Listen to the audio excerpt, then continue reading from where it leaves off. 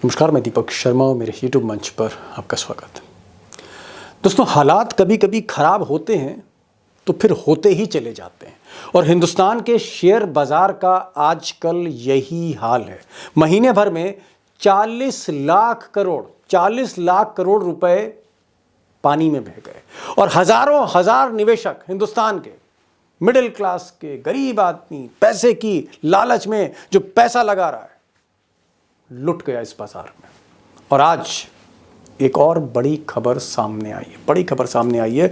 पहली बार for the first time इस दौर में, मोदी जी के दौर में, अमित शाह के दौर में पहली बार अदालत ने ये माना है अपने आदेश में कि शेयर बाजार में घपला हुआ है, फ्रॉड हुआ है। और यही नहीं, अदालत ने, मुंबई की अदालत ने बकायदा आदेश दिए हैं कि जो बड़े अधिकारी हैं सेबी के, जो शेयर मार्केट को कंट्रोल करते हैं, इन पर भ्रष्टाचार की एफआईआर की जाए, इस घपले की जड़ में पुलिस जाए और इस पूरे मामले में देश की चर्चित सेबी की चेयरमैन माधवी बुच, बड़े बड़ों का हाथ था जिन्होंने अडानी को बचाने की पूरी तरह से, आप कह सकते हैं, कोशिश की थी सुप्रीम कोर्ट में।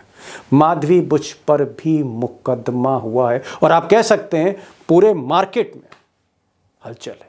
मुंबई से आ रही है खबर, पूर्व सेबी प्रमुख माधवीपुरी बुच की मुश्किलें बढ़ती नजर आ रही हैं। Order to register an FIR against the former SEBI chairperson Madhvipuri Buch. SEBI की पूर्व प्रमुख माधवीपुरी बुच पर चलेगा केस। सेबी के टॉप अधिकारियों पर भी एफआईआर होगी। अब जिस आदमी की शिकायत पर अदालत ने इतना बड़ा फैसला ले लिया कि कहा कि साहब शेयर बाजार में घपला हो रहा था, एफआईआर के आदेश दे दिए फॉर द फर्स्ट टाइम, वो जो आदमी है, वो जो शख्स हैं जिनकी शिकायत पर ये सब कुछ हुआ, आज वो आपके सामने रूबरू होंगे। मुंबई से लाइव होंगे ये साहब सपन श्रीवास्तव, और इन्होंने हिम्मत करके सारे दस्तावेज निकाले। आरटीआई के जरिए बहुत से ऐसे डॉक्यूमेंट्स उनको हासिल हो गए जो शायद अदालत भी देखकर चौंक गई। सपन श्रीवास्तव लाइव होंगे, कई राज खोलेंगे, आप बीती भी बताएंगे, घपला भी बताएंगे और भी कुछ घपलों पर वो बोलेंगे।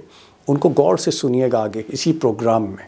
मेरा फंडा ये है कि अदानी के भी केस में मैंने सेबी चेयरमैन को लिखा, मेरे पास कुछ इन्फॉर्मेशन है, मुझे आप बुलाइए, as per the supreme court committee है ना। उन्होंने मुझे सुप्रीम कोर्ट की कमेटी में कौन कौन मेंबर है उसकी भी जानकारी उन्होंने दिया नहीं।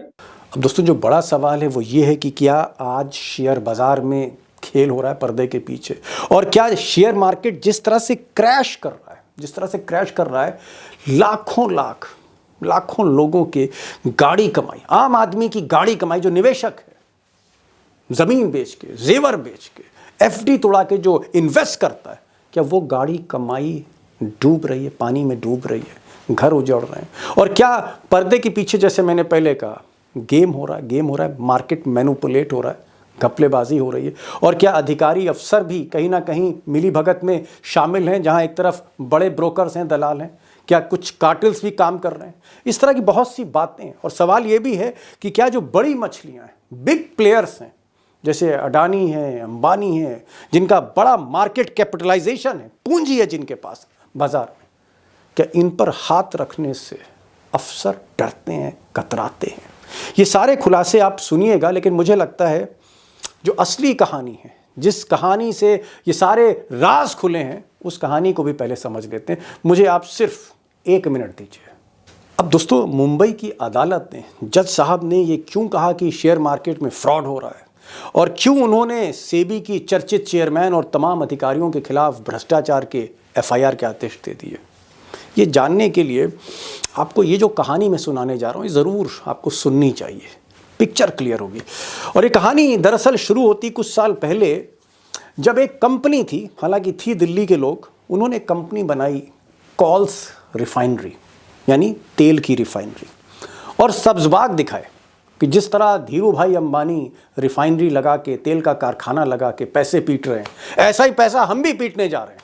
और तब उन्होंने वादा किया, सब्जबाग दिखाया, जब वो शेयर बाजार में लिस्ट हुए, कि साहब पश्चिम बंगाल में हल्दिया में ये हम 3 कारखाने लगाएंगे, और तमाम तस्वीरें दिखाई गई, मुख्यमंत्री से मुलाकातें दिखाई गई, अखबारों में खबर छपी कि 20,000 करोड़ रुपया निवेश हो रहा है। सपने यही दिखाए गए थे कि जैसे रिलायंस ने एक मुनाफे का बहुत बड़ा बाजार बना दिया, लोगों को माला माल कर दिया है, ऐसे ये कंपनी कॉल्स रिफाइनरी भी लोगों को जल्द माला माल करने जा रही है।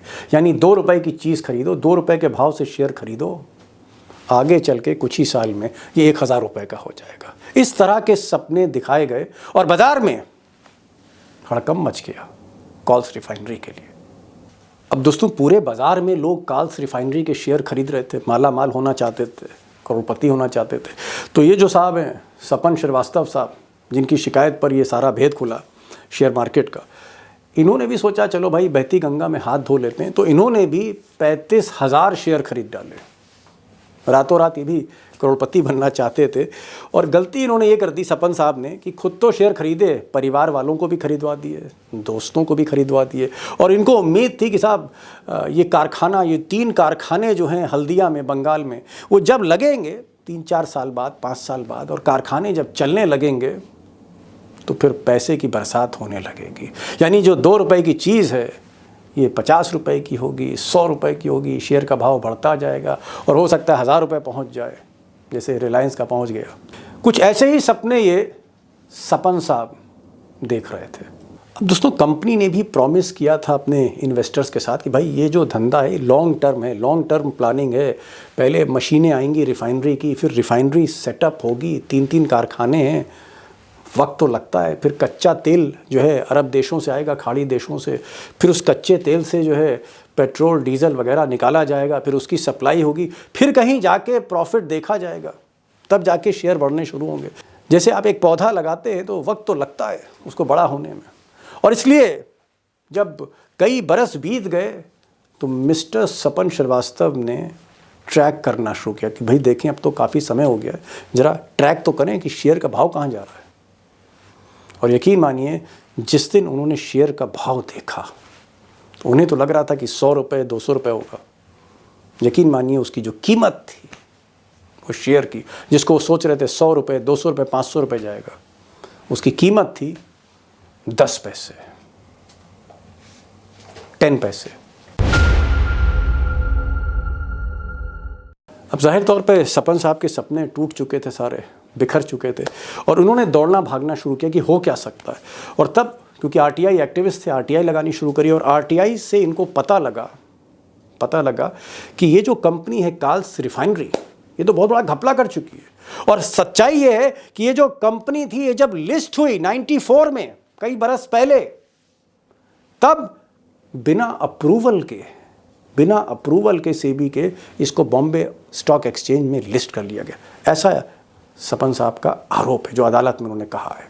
यही नहीं, जब इन्होंने सेबी के चक्कर काटने शुरू किए तो अधिकारी अफसर इनसे कहीं ना कहीं नजरें चुराने लगे। इन्होंने 2024 में बाकायदा चिट्ठी पत्री लिखी सेबी के चेयरमैन को, ये पैरवी करते रहे और अधिकारी हर मोड़ पर सच छुपाते गए, पर्देदारी करते गए।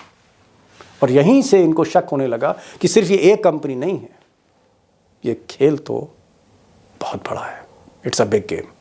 अब दोस्तों जिस तरह से ये खबर आग की तरह फैलने लगी कि अदालत ने ये कहा है कि भाई भ्रष्टाचार हुआ है, शेयर बाज़ार में मार्केट मैनिपुलेशन हुआ है, घपलेबाजी हुई है, और एफआईआर कई अधिकारियों के खिलाफ जब करा दी और हर न्यूज़ चैनल में खबर ब्रेक होने लगी, उस वक़्त जब मुझे पता लगा कि भाई इस सब के पीछे जो शिकायतकर्ता हैं वो सपन श्रीवास्तव हैं, तो मैंने किसी तरह से इनका फ़ोन नंबर हासिल किया कुछ ही देर पहले, और मैंने इनको समझाने की कोशिश की कि साहब आप हमारे चैनल पे आइए और हमारे दोस्तों को, व्यूअर्स को असली कहानी बताइए।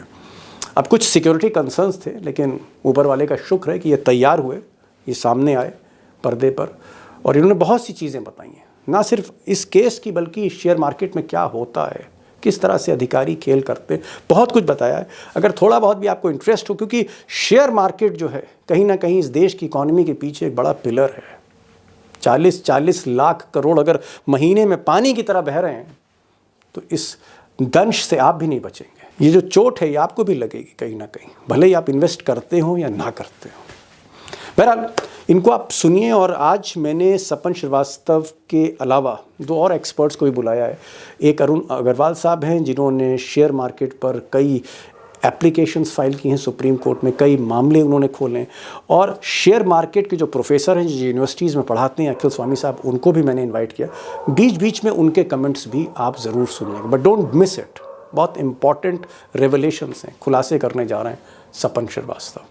सपन जी, ये जो आज आपने पूरे देश में तहलका मचा दिया है, आपका कहना है, मैं बहुत डिटेल में नहीं जा रहा हूं, आपका कहना है कि सेबी जो है, जो शेयर मार्केट को रेगुलेट करती है संस्था, उसमें घपले हैं, उसमें बेईमानी है, उसमें भ्रष्टाचार है, अनाप शनाप कंपनियों को लिस्ट कर दिया जाता है और आखिर में जो सामान्य निवेशक है, हमारे आप जैसा या जो दर्शक देख रहे हैं, वो जो निवेशक है उनका पैसा डूब जाता है। पहले तो ये बताइए कि आपका भी क्या पैसा डूबा जब आपने इस काल रिफाइनरी के खिलाफ जो है ये कार्रवाई करी? क्या आपका पैसा डूब गया था? क्या हुआ था? क्या वजह थी जो आप कोर्ट कचहरी के चक्कर काट रहे थे? एक्चुअली मैंने 2008-9 में मैंने ना कुछ शेयर्स कौन सी फैमिली के लिए थे, और वो करीब मेरे पास 35,000 शेयर्स थे। मैंने भी लिए और मेरी ना फैमिली ने भी लिए, और मेरे और भी ना दोस्तों ने लिए, क्योंकि हम लोग को ये एक्सपेक्टेशन था कि ये नदी बनेगी, प्लांट बनेगा तो इसका प्रॉफिट बढ़ेगा। तो उसलिए हम लोगों ने कौन सी फैमिली के शेयर परचेज कर लिए। तो ऑलमोस्ट मेरी फैमिली ने 50,000 रुपीज के शेयर लिए, और मेरे और दोस्तों ने भी शेयर लिए। उसके बाद 2008-9 के बाद मैंने जरा इसको ट्रैक नहीं किया। फिर मैंने जब उसको ट्रैक किया तब इसका दाम ना 10 पैसे में हो गया था, और इसकी ट्रेडिंग भी बैन कर दी थी। तो मैंने कहा कि इतना पैसा लगाने के बाद भी 10-12 साल 15 साल के बाद भी कि ना फंड मेरा एकदम खत्म हो गया, इरोज हो गया और ब्लॉक हो गया। तब मैंने सेबी के कानून पढ़ना शुरू किया, सेबी के रूल्स बाय लॉ पढ़ना शुरू किया, कैसे आईपीओ आते हैं, क्या आते हैं, सेबी के एक्ट क्या है, ये क्या है।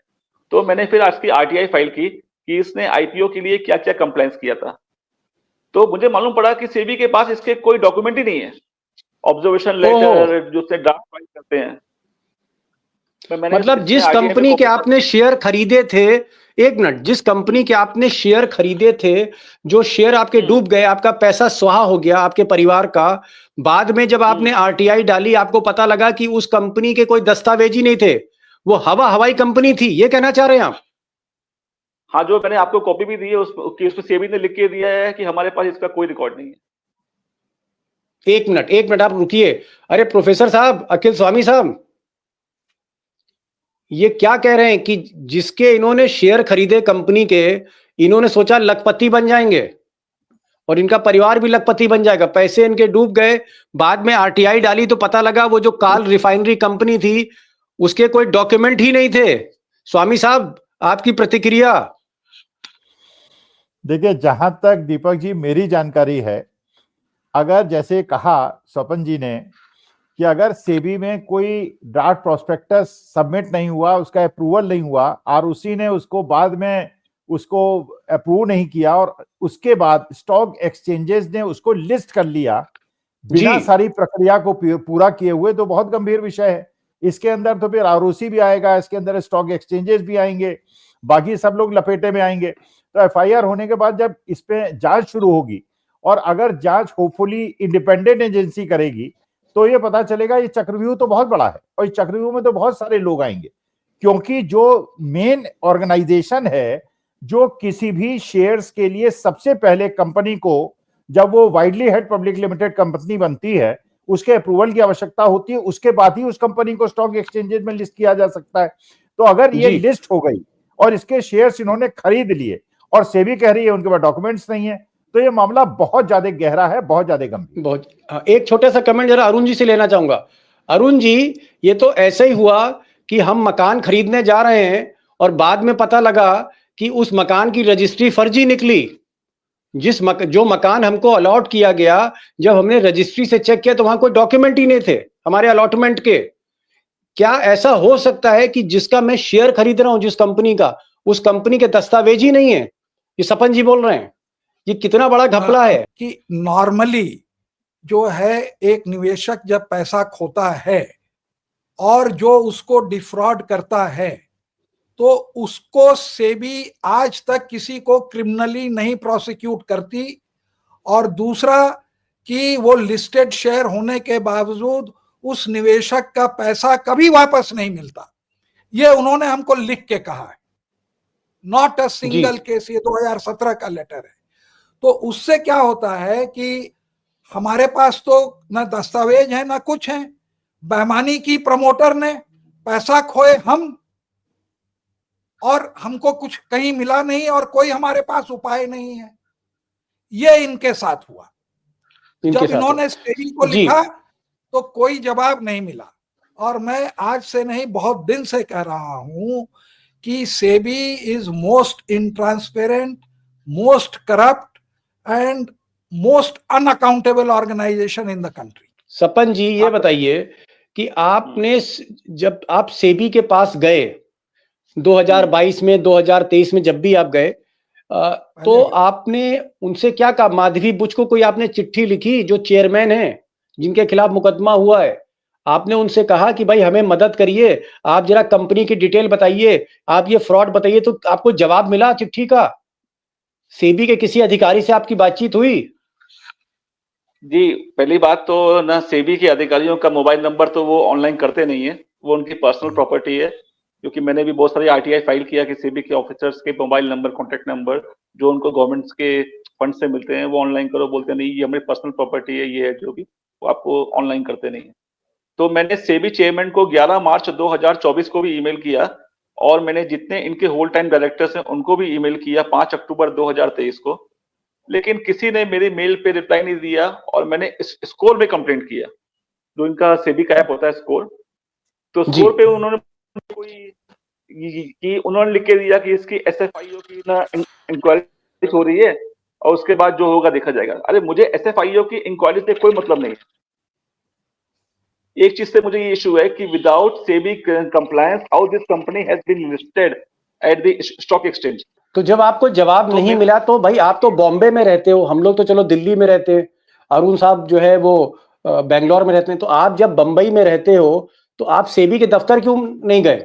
सेबी की ऑफिस में किसी भी आदमी को कोई एंट्री नहीं है विदाउट अपॉइंटमेंट। मैंने एक हाई कोर्ट में पीआईएल भी लगाई थी कि जो न सेबी की ऑफिस में एंट्री जो बैन की हुई है। देखिए, किसी भी ऑफिस में आप फर्स्ट हाफ में या सेकेंड हाफ में उसकी एंट्री खोलिए कि जिसको मिलना होगा वो सेबी के ऑफिसर या मंत्रालय के ऑफिसर जाके मिल लेगा, और जिसका भी ग्रीवेंस ऑफिसर।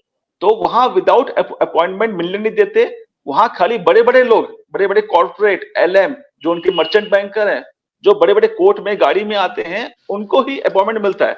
बाकी आम आदमी को, इन्वेस्टर को, किसी एक्टिविस्ट को, इवन आरटीआई की फाइल इंस्पेक्शन करने भी जाएंगे ना, तो भी वहां एंट्री नहीं है। तो मैंने बॉम्बे हाई कोर्ट में एक पीआई लगाई थी कि सेबी हाई कोर्ट में, सॉरी, सेबी ऑफिस में एक एंट्री बैन किया है।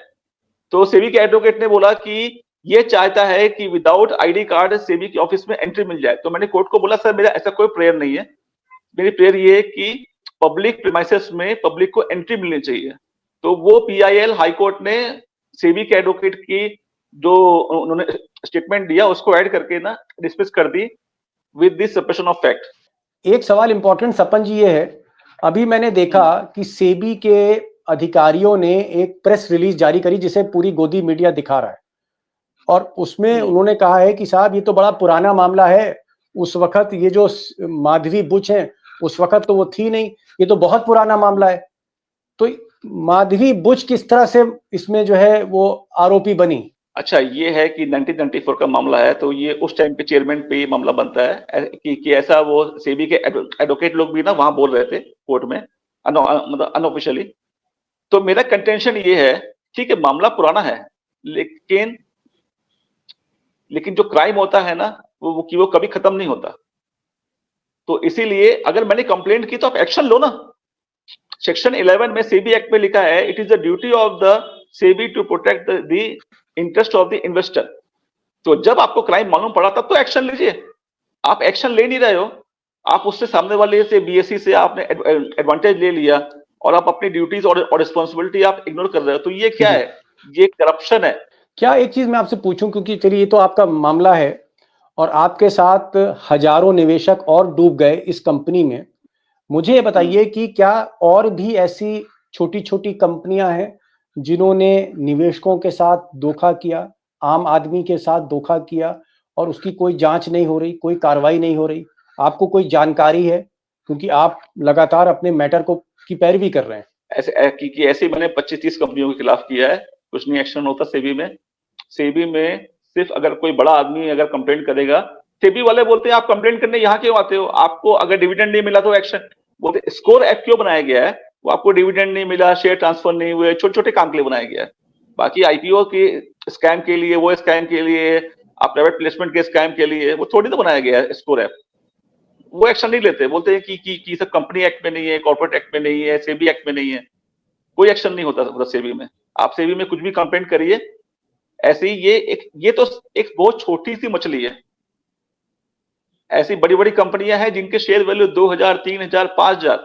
आप 1994 क्या बोल रहे हैं, 2004 में एक बहुत बड़ी कंपनी आई है आईटी की, कि उसका भी सेबी के पास रिकॉर्ड नहीं है। उसका भी रिकॉर्ड नहीं है सर मैंने एस्प्लेंडा कोर्ट में आप जाके देख लीजिए, मैंने उसके डायरेक्टर्स के खिलाफ एफआईआर करने के लिए केस फाइल किया है, और 8th कोर्ट एस्प्लेंडा ने उसमें पुलिस से मांगी है रिपोर्ट, तो वो तो कभी ना कभी ऑर्डर हो जाएगा। बहुत बड़ी आपको क्या लगता है कि हर्षद मेहता और केतन पारेख आज की तारीख में हिंदुस्तान में मौजूद हैं, पर्दे के पीछे से काम कर रहे हैं? क्या आज भी शेयर मैनिपुलेट होता है? हालांकि इस तरह के इल्जाम अडानी ग्रुप पे लगे हैं, इस तरह के मामले सुप्रीम कोर्ट तक पहुंचे हैं, और सुप्रीम कोर्ट में यही माधवी बुच चुप रह गई थी जिनके खिलाफ आज मुकदमा हो रहा है। क्या आज की तारीख में मिस्टर सपन, आपको ऐसा लगता है कि हर्षद मेहता और केतन पारेख जैसे लोग आज भी कहीं ना कहीं एक्टिव हैं? देखिए, इसमें कंपनीज का कुछ नहीं है। सेबी में बहुत सारी ना इरेगुलरिटीज हैं। सेबी सिर्फ छोटे छोटे लोगों के खिलाफ एक्शन लेती है। छोटे छोटे लोगों का नाम अगर किसी ने बोल दिया ये शेयर परचेज कर लो, उसके खिलाफ बैठ जाएगी इंक्वायरी, उसका नाम वेबसाइट पे आ गया, ये हो गया। वो कभी चेक ही नहीं करते कि क्या है, कंप्लायंस है कि नहीं, इसका क्या है कि नहीं, कुछ है कि नहीं। और अभी मैं आपको और कंपनियों के बारे में नहीं बोल सकता यहाँ पे, क्योंकि मेरे अभी बहुत सारे मैटर पेंडिंग है कोर्ट के अगेंस्ट में, लेकिन अच्छी कंपनियां हैं। और अगर कुछ ऐसा कुछ भी हो गया, तो अगर ये सामने आ गया तो शायद इससे ज्यादा मार्केट अभी हिलेगा। एक कंपनी थी, आप पढ़ लीजिएगा, सेबी कोर्ट नंबर 22 में, वो मैंने 2023 में फाइल किया था, राधे डेवलपर, आप नाम लिख लीजिए जी, राधे डेवलपर। हाँ, राधे डेवलपर, ये अहमदाबाद इस कंपनी है। इसका भी शेयर 2-3 रुपीस का है। तो इसका भी मैंने किया था, तो उसमें ऑनरेबल सेबी कोर्ट ने सेबी को डायरेक्शन दिया है कि आप इसकी जांच करिए एज पर लॉ और रिपोर्ट फाइल करिए। स्वामी साहब ये कह रहे हैं कि ऐसी कई कंपनियां और भी हैं जहां पर घपले हुए हैं। एक और बात ये प्रोफेसर साहब कह रहे हैं, बोल रहे हैं कि साहब छोटे आदमी जो होते हैं उनके खिलाफ कार्रवाई हो जाती है, लेकिन जो बड़ा आदमी है, अंबानी और अडानी टाइप के जो बड़े लोग हैं, इनके खिलाफ कार्रवाई नहीं होती है। यानी सेबी प्रेशर में काम करती है। प्रोफेसर साहब देखिए दीपक जी, जो सपन जी कह रहे हैं उसका मूल मुद्दा ये देखिए, शेयर मार्केट में अगर किसी को नुकसान हो जाए तो उसमें कोई रेगुलेटरी अथॉरिटी कुछ नहीं कर सकती, कोर्ट भी कुछ नहीं कर सकता। इसलिए जब प्रोस्पेक्टस आता है जो सेबी के पास जाता है, उसमें स्पष्ट रूप से रिस्क फैक्टर्स लिखे होते हैं और सारी चीजें डिस्क्लोज करनी पड़ती हैं। वो मुद्दा नहीं है।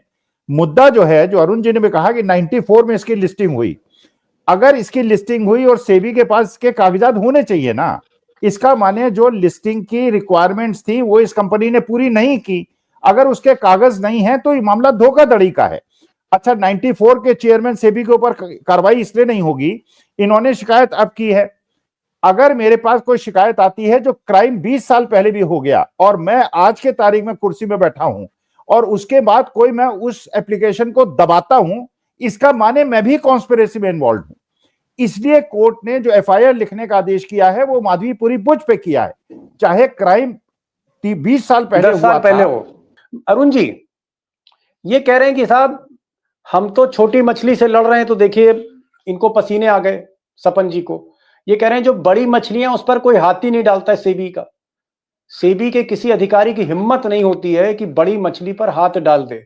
क्या आपको भी ऐसा लगता है, क्योंकि आपने भी सेबी के खिलाफ कई केसेस लड़े हैं, क्या पॉलिटिकल प्रेशर होता है, ऊपर सरकार का दबाव होता है, वित्त मंत्रालय का दबाव होता है, गुजरात लॉबी का दबाव है इस पर, सेबी पर? मैं जब आपसे बात कर रहा था तो किसी ने जो है इनके कोर्ट का ऑर्डर मुझको भेजा, जो जज का वो है। आप दो चीज देखेंगे इसमें बहुत खासियत है कि ज्यादा करके पेपर में ना इनका नाम है, ना कंपनी का नाम है, और ना एक्चुअल ऑर्डर है। अब मैंने जब उस ऑर्डर को पढ़ा तो वो है कि काफी ठोस ऑर्डर है कि उन्होंने पहले तो 5 सेक्शन लिखे क्रिमिनल ऑफेंस के, ब्रीच ऑफ ट्रस्ट, 420C, फर्जी डॉक्यूमेंट लगाना, कि ये आईपीसी के ये उल्लंघन है। फिर उन्होंने प्रिवेंशन ऑफ करप्शन एक्ट का वो लगाया कोर्ट ने। फिर उन्होंने कहा कि सहारा के केस में सुप्रीम कोर्ट ने कहा था कि सेबी को पावर है कि क्रिमिनली प्रोसिक्यूट करे जो कंपनी फ्रॉड और मिसरिप्रेजेंटेशन करती है। ये उसने बहुत बड़ी बात कही, इसलिए कि सेबी ये काम कभी नहीं करती है, ये उसकी जिम्मेदारी है। मैं आपसे पूछना चाह रहा हूं कि क्या हमको सोच समझकर शेयर मार्केट में इन्वेस्ट करना चाहिए? बड़ी कंपनियों के शेयर लेने चाहिए, छोटी कंपनियों के नहीं लेने चाहिए? कुछ नसीहत भी तो दे दीजिए, ये जो खून पसीना एक किया आपने। देखिए, हमने जिसकी खोजबीन की है वो हमको भी मालूम है फ्रॉड है, तो भी हमको शेयर खरीदना पड़ता है ना। शेयर खरीद एक अलग इशू है। आज भी बहुत सारी कंपनियों के शेयर हम परचेस करते हैं कि इसका शेयर 4000 का आ गया है, 2000 में हो गया है, 1500 में हो गया है। आईटी कंपनी है, बहुत बड़ी आईटी कंपनी है। एक कंपनी तो बहुत बड़ी कंपनी है, वो तो मल्टीनेशनल कंपनी है। वो हमारे ना आदरणीय है, जिसको आप लोग ना बहुत पूजा करते हैं, अभी जिनका देहांत हो गया, कि जिनकी एज 83 ईयर्स थी, नाम नहीं बोलूंगा आपको समझ गए होंगे आप। उसकी ऑटोमोबाइल कंपनी है। वो बोलते हैं हम डॉक्यूमेंट खोज रहे हैं, ये तो बहुत पुराना आईपीओ था, कहाँ गया, ये गया वो गया। अच्छा, एक चीज मुझे बताइए सपन जी, जो हम अडानी पे जो हिंडनबर्ग ने चार्ज लगाया था कि बाहर से पैसा आया, फिर रिगिंग करी, कीमत जो है कंपनी की जो हैसियत है, हैसियत से 10 गुना ज्यादा उसका शेयर जा रहा है। मान लीजिए उसका शेयर 600 रुपए होना चाहिए था, तो उसका शेयर 3700 पे चला गया, 3500 का हो गया। क्या इस तरह के मार्केट मैनिपुलेशन होते हैं?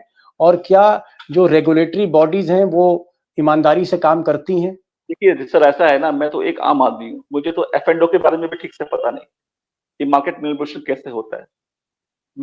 मुझे जो फॉर्मूला समझ में आया, जो मैंने कानून पढ़ा, मैं एक्चुअली कानून पढ़ता हूँ, लॉ पढ़ता हूँ। मेरा फंडा ये है कि अदानी के भी केस में मैंने सेबी चेयरमैन को लिखा, मेरे पास कुछ इन्फॉर्मेशन है, मुझे आप बुलाइए, as per the supreme court committee है ना। उन्होंने मुझे सुप्रीम कोर्ट की कमेटी में कौन कौन मेंबर है उसकी भी जानकारी उन्होंने दिया नहीं। उसका आईओ कौन है, इन्वेस्टिगेशन ऑफिसर कौन है, एजुकेटिंग ऑफिसर कौन है। उन्होंने बोला कि आपके पास जो भी इंफॉर्मेशन है वो हमारे ईमेल आईडी पे भेज दीजिए। कि ये कैसी हो रही है, जांच हो रही है। कोई बोल रहा है कि मेरे पास इंफॉर्मेशन है, तो पुलिस वाला उसको बुलाता है ना, आओ मेरे थाने पे आओ, अपना बयान दो, क्या इंफॉर्मेशन है बताओ। तो सेबी वाले किसी को बुलाते ही नहीं है। आप कितना भी बोलो मेरे पास एविडेंस है, वो आपको बुलाएंगे ही नहीं। आपको क्यों नहीं बुलाते? क्योंकि अंदर से वो लोग, कुछ ऑफिसर्स में, सबको नहीं बोलूंगा, सेबी में जो कुछ की पोजीशन पे बैठे हुए लोग हैं, वो सिर्फ करप्शन कर रहे हैं। हर आईपीओ में 500 करोड़ का आईपीओ आया है, कुछ ना कुछ उनको फायदा हो जाए। बाकी तो सेबी एक्ट के बारे में बहुत कम लोगों को जानकारी है। एडवोकेट लोग भी कम प्रैक्टिस करते हैं सेबी के बारे में, और वो ज्यादातर उस चीज में प्रैक्टिस करते हैं जिनको सेबी पेनल्टी मारती है, तो उनको कैसे ना डिफेंड करना है। इस चीज के जो बेसिक जो फंडामेंटल्स है ना, वो उतना ध्यान से पढ़ते नहीं है। इसीलिए सेबी ने जो अपनी प्रेस रिलीज दी है उसमें कहा है कि साहब सपन जो है ये परेशान करते रहते हैं और लगातार जो है कुछ ना कुछ हमारे खिलाफ कभी आरटीआई, कभी कोई केस में शिकायत कर दी, और हम सपन श्रीवास्तव ने जो ये मुकदमे की बात हो रही है इसको हम चैलेंज करेंगे। इसको आप कैसे देखते हैं? सेबी कह रही है कि आपने जो मुकदमा करवाया इसको हम चैलेंज करेंगे। हाँ, तो वो उनका संवैधानिक अधिकार है ना, जो उनको कॉन्स्टिट्यूशन ने दिया है, जो हमको दिया है संविधान में, कि आप 51A के तहत करप्शन के खिलाफ फाइट करो। ऐसा थोड़ा लिखा है कि आप सिर्फ 5 केस कर सकते हो। देखिए सर, ये जो ये मेरे बारे में बोलते हैं ना, ये हैबिचुअल कंप्लेनेंट है। देखिए ये लाइन लिखी है, मैं पढ़ रहा हूँ, the applicant is known to be frivolous and habitual, कि जिन्होंने मुकदमा किया आपके बारे में कहा है कि आप मुकदमे करते रहते, और आपकी पहली भी कुछ याचिका थी जो खारिज हुई है। इस याचिका में कितना दम है? ये वाली जो है, ये जो आपकी शिकायत है, इसमें आपको कितना दम लग रहा है? नहीं, देखिए, जो सेबी वाला जो अभी ऑर्डर हुआ है, अगर वो इसके बारे में बात करेंगे तो इसके बारे में बात करें। जिस पीआईएल में हमको फ्रिवलस बोला गया है उसके बारे में बात करें। तो मैं डिटेल में बात करने के लिए मैं हमेशा तैयार हूं। और कोई पीआईएल अगर एक बार डिसमिस हो जाती है ना, तो उसको फिर से आप एक्टिव कर सकते हो। ऐसा कुछ नहीं है किसी जज ने बोल दिया फ्रिडलर से तो किया है। अब मुझे समझ में आया कि कोई भी क्या ये सेबी वाले क्या चाहते हैं कि कोई भी स्कैम हो आप सीधा हाई कोर्ट जाओ, आप सीधा सुप्रीम कोर्ट जाओ। वो खुद चाहते हैं कि आप हाई कोर्ट सुप्रीम कोर्ट जाओ। और हाई कोर्ट में भी मैंने एक बहुत बड़ी कंपनी के खिलाफ मैंने पीआई लगाई थी कि इसके आईपीओ में फ्रॉड है 2019 में, वो आप जाके ऑनलाइन चेक कर लीजिएगा। उसमें हाई कोर्ट ने मेरी बात कुछ नहीं सुनी। हाई कोर्ट के एक चीफ जस्टिस थे, मैं उनका बोलूंगा नहीं, नाम नहीं बोलूंगा, कुछ नहीं सुनी। उन्होंने सीधा एक हियरिंग में पीआई डिसमिस कर दिया। उसका भी मेरे पास आरटीआई का रिकॉर्ड है कि उस कंपनी ने, इतनी बड़ी कंपनी ने भी सेबी कंप्लायंस किया नहीं था। चलिए, खैर आप झुकने वाले नहीं हैं, जैसे जेलेंस्की नहीं झुका, ऐसा लगता है मुझे सपन श्रीवास्तव भी नहीं झुकेंगे, जेलेंस्की से इंस्पायर लग रहे हैं मुझे। बहरहाल अच्छी बात है। सर मेरी आम पब्लिक से एक ही बस एडवाइस है, राय है जो है कि आप छोटी कोर्ट में जाओ, हर स्टेट में सेबी कोर्ट होती है, वहां जाओ, वहां पे आपका सेबी आपकी कंप्लेंट पे काम नहीं कर रहा, 156 में 175 में केस दायर करो, वो सेबी डायरेक्शन देगी। हाई कोर्ट जाने से पहली बात तो आपके केस की डेट नहीं आएगी, आप जाके उनके मेंशन करते, आप मेंशन करो, पैसा तो खर्च करना है, लेकिन आपके एफर्ट बहुत लगते हैं। छोटी कोर्ट में ना आपको डेट मिलती है, टाइम मिलती है, अपॉर्चुनिटी मिलती है, और जज भी ध्यान से पढ़ता है लॉ को, तो उसकी अपील लगाओ, स्टेप बाय स्टेप जाओ। सीधा हाई कोर्ट जाओगे तो बोलेगा ये पीआई फ्रिवलेस है। सपन जी ने कहा कि भाई हाई कोर्ट में मत जाइए, सुप्रीम कोर्ट में मत जाइए, अगर आपको शिकायत है, अगर आपको कहीं घपला लगता है शेयर बाजार में, आप लोअर कोर्ट्स में जाइए, सेशन कोर्ट्स में जाइए, डिस्ट्रिक्ट कोर्ट्स में जाइए। वहां पर कहीं ना कहीं एक तो पैसा कम खर्च होगा, और हो सकता है अगर जो जज इनको मिल गया, शशिकांत जैसा जज मिल गया, तो हो सकता है कि वो कहीं ना कहीं इंसाफ भी करे। फाइनल स्टेटमेंट लेना चाहूंगा प्रोफेसर साहब आपको इनकी सारी बातें सुनकर। इन्होंने कहा कि साहब मैंने तो अडानी के खिलाफ भी लिखा था कि मैं बहुत से कुछ तथ्य बताना चाहता हूं, लेकिन मुझे बुलाया नहीं सेबी के चेयरमैन ने। इन्होंने और भी बहुत सी चीजें कही हैं कि भाई काफी वहां पर घपले हैं और दबा दी जाते हैं, और बड़ी मछलियों पर कोई हाथ नहीं डाल पाता।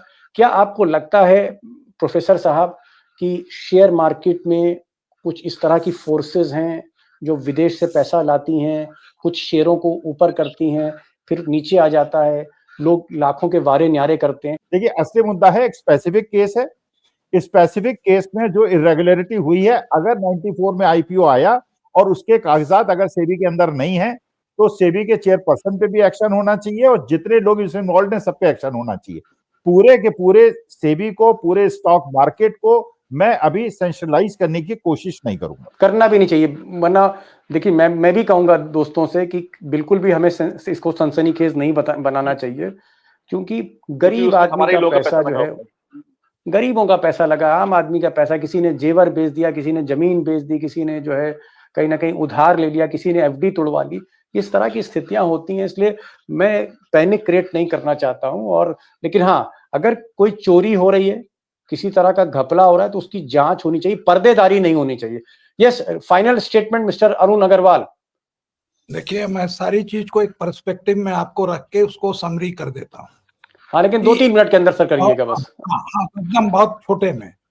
सबको मालूम है कि कम से कम 2-3 हजार कंपनियां जो हैं Bombay stock exchange, national stock exchange से डिलिस्ट हो गई, मतलब कि उसमें ट्रेडिंग बंद हो गई। अगर आपके पास वो शेयर हैं और आपने अगर 50 रुपए में लिए हैं और उसको आप बेचना चाहें तो आप बेच नहीं कर सकते, और उसका आप लॉस भी नहीं बुक कर सकते। इतना जो फर्जीवाड़ा हुआ, और उसके अंदर में जो सेबी के पावर हैं कि क्रिमिनली प्रोसिक्यूट करिए, ये पावर जो है 20-25 साल से सेबी नहीं इस्तेमाल कर रही है, कि जिसके कारण कि फ्रॉड पे फ्रॉड हो रहा है, और वो मोनोपोली ज्यादा करके उन्हीं के पास है। यही बोन ऑफ कंटेंशन है इनके केस के अंदर में, और यही जो है फर्जीवाड़ा जिसको नहीं इन्वेस्टिगेट किया जाता है, ये कारण है शेयर मार्केट का डूबने का। जी, बहरहाल एक्सपर्ट्स हमारे साथ थे, भुक्तभोगी जो जनता की तरफ से लड़ाई लड़ रहे हैं। सपन साहब, बहुत बहुत शुक्रिया, आपने बड़ी हिम्मत करी। खतरों के खिलाड़ी मैं आपको कहूंगा, जो हर्षद मेहता और केतन बारिक जैसे आप स्कैमस्टर से लड़ रहे हैं। आखिर में दोस्तों मैं ये कहूंगा कि आज भी इस देश में कहीं ना कहीं न्याय व्यवस्था भले ही टॉप लेवल पे ना हो तो डिस्ट्रिक्ट लेवल पे मजबूत है। जो काम हमारे चीफ जस्टिस चंद्रचूड़ नहीं कर पाए, वो एक स्पेशल जज ने मुंबई के किया है, करके दिखाया और सेबी के चेयरमैन पर मुकदमा करा दिया। तो ये तो कानून की ताकत है अगर सही इस्तेमाल हो। दूसरी चीज जो अरुण जी ने कही कि सेबी ने जो घपले हैं उसको पर्दा ज्यादा डाला, पर्देदारी ज्यादा करी, उन पर्दों को हटाया नहीं, कार्रवाई नहीं की। अख्तियार बहुत है, ताकत बहुत है, पावर बहुत है, उस पावर का इस्तेमाल नहीं किया चोरों को पकड़ने के लिए, कील ठोकने के लिए। और जिस तरह से एक बहुत संजीदी बात जो है, समझदारी की बात प्रोफेसर अखिल स्वामी ने कही कि भाई हमें कोई ये नहीं कहना है कि शेयर मार्केट बंद हो जाएगा, शेयर मार्केट में घपले ही घपले, वरना विश्वास उठ जाएगा, जनता का विश्वास उठ जाएगा। घपले हैं, उन घपलों को कहीं ना कहीं उनको एड्रेस करने की जरूरत है, उस पर जांच करने की जरूरत है। लेकिन सनसनी अगर फैलाना है कि शेयर मार्केट बंद हो जाएगा, तो हो सकता है कल बाजार में पैनिक हो जाए और फिर कई गरीब जो हैं उनकी रोजी हाथ से निकल जाए। तो उनका नुकसान, गरीबों का नुकसान नहीं होना चाहिए। अडानी अंबानी फिर आप एक बार रिगिंग करके या जो भी खेल करके वो अपना शेयर प्राइस को आगे बढ़ा लेंगे। बहरहाल आखिर में मैं यही कहूंगा कि अब माधवी बुच जो बहुत चर्चा में रही, जिन पर बहुत से आरोप लगे, अडानी की मदद करने के आरोप लगे और भी बहुत से आरोप लगे, उन पर मुकदमे की बात हो गई है। जो नए सेबी के चेयरमैन हैं पांडे साहब, मैं उम्मीद करता हूं कि पांडे साहब, देश में 10 करोड़ से ज्यादा निवेशक है, इनका ख्याल रखिए। ये जो लोअर क्लास, मिडिल क्लास के लोग हैं, जिनकी कमाई बहुत कम है, जो अपने घर को चलाना चाहते हैं, उनका ख्याल रखिए और एक्शन लीजिए। अगर कहीं भी कोई सपन श्रीवास्तव खड़ा है तो सपन श्रीवास्तव की बात सुनिए, एक्शन लीजिए। और जैसा कि मिस्टर अरुण अग्रवाल कह रहे हैं कि take action because you have got the power, कानून का इस्तेमाल होना चाहिए। प्रोफेसर साहब आप आए, बहुत बहुत शुक्रिया, आप शॉर्ट नोटिस पर आए। सपन श्रीवास्तव साहब आप महफूज रहिए और थोड़ा सा एहतियात बरतिए, बड़ी लड़ाई आप लड़ रहे हैं, ये लड़ाई लाखों की नहीं है, ये लड़ाई खरबों रुपए की लड़ाई है, तो थोड़ा सा एहतियात रखिए। और बहुत बहुत शुक्रिया अरुण जी, आप आए। Thank you so much for throwing light on this show. Thank you so much for joining this program.